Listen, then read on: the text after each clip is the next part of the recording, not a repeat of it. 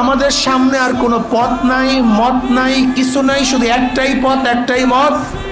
এই খুনি শেখ হাসিনাকে উৎখাত করাই আমাদের মত।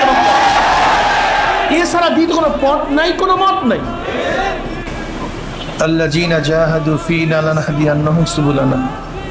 আল্লাহুম্মা সাল্লি আলা মুহাম্মদ ওয়া আলা আলি মুহাম্মদ। আপনারা জানেন বর্তমান পরিস্থিতি কি, আজকে এই মুহূর্তে কি চলতেছে, আমরা কেন এখানে একত্রিত হয়েছি, কিসের মত বিনিময় করতে চাই, এই বিষয়ে আপনাদের সবাই কম বেশি জানা আছে।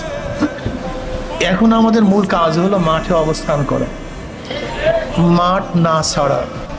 ইসলামী আন্দোলন বাংলাদেশ শুরুর থেকে মাঠে ছিল, এখনো আছে।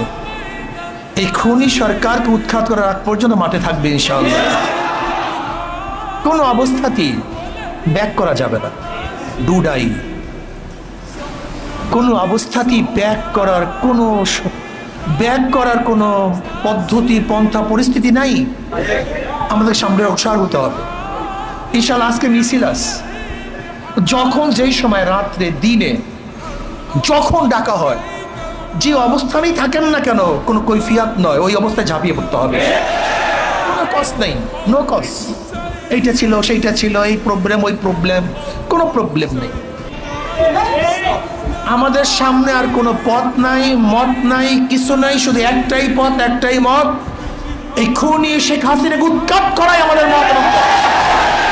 এছাড়া দ্বিতীয় কোনো পথ নাই, কোনো মত নাই। তাহলে সেখানে আপনি এই কাজ দেখাবেন কেন, বা এই কাজ সেই কাজ?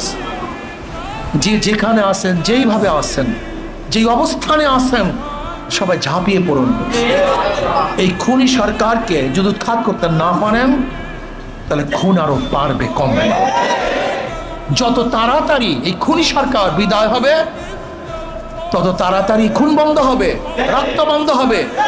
কিন্তু যতদিন থাকবে, ততদিন রক্ত বাড়তেই থাকবে। কাজে আসুন, আজকে ইনশাআল্লাহ মিছিল অংশগ্রহণ করব। পরবর্তীতে যে কর্মসূচি দেওয়া হবে, প্রত্যেকটা কর্মসূচি বাস্তবায়ন করব। আল্লাহ আমাকে, আমাদের সবাইকে এই কাজগুলি করার তৌফিক দান করেন।